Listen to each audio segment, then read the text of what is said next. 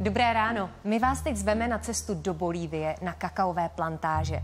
A o svých dobrodružstvích nám víc poví Sylvie Steinerová, zakladatelka pražské čokoládovny Steiner & Kovarik. Dobrý den. Dobrý den. Sylvie, proč právě Bolívie a proč právě kakaové plantáže?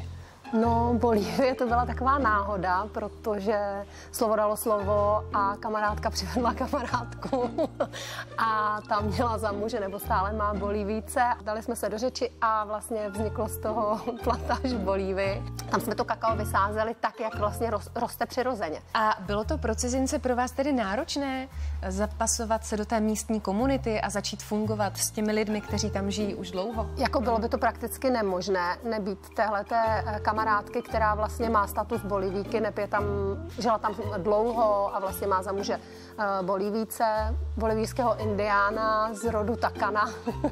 Takže to jsou ty nížinní indiáni a díky tomu to vlastně vůbec bylo umožněné, protože jinak jako pro cizince, pokud nejste Číňani, tak to úplně v Bolívii možný není. Přece jenom je to komunistická země a vlastně cizinci nesmějí tam vlastnit půdu.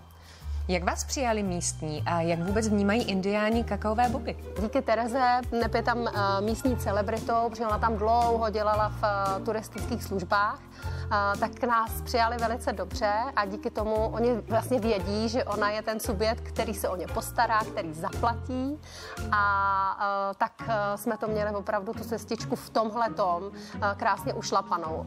No a jak vnímají indiáni kakao, tak oni to samozřejmě sami umějí používat. Dělají z toho takovou čokoládu. Oni to používají spíš na vaření, jakože z toho dělají různý výrobky, jakože čokoládu jako takovou, to úplně není ono a je taková hodně hrubá a hodně taková neomaleně zpracovaná, bych to nazvala. Takže máme kakaové boby, ale jak z toho uděláme tu čokoládu? Jak vlastně vypadá ten proces zpracování? Takovou tou velmi starou metodou, kdy vlastně používáme pouze jeden stroj na zpracování těch kakaových bobů. Oni se musí sfermentovat. To je základní proces pro kakao, protože ten tomu dává vlastně ten nejdůležitější chuťový profil. Po 4denní fermentaci se kakaové boby suší ve stínu.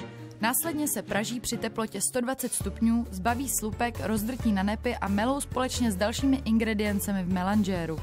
Poté se čokoláda už jen temperuje a formuje do tabulek. Většina z nás bere čokoládu jako sladkost, ale co byste poradila lidem, kteří si tu sladkost dávají jenom tak, jako aby zahnali chuť na sladké? Je tady obrovsky mnoho mýtů o čokoládě. Třeba, že čokoláda kazí zuby, to je nesmysl. Ten bílej cukr možná ano, nebo určitě ano, ale vlastně kakao naopak je výborný pro prevenci zubního kazu. Je to přírodní antivirotikum, afrodiziakum, je to vlastně přírodní antidepresivum. Sami jste slyšeli, čokoláda má řadu zdravotních benefitů a hlavně zlepšuje náladu.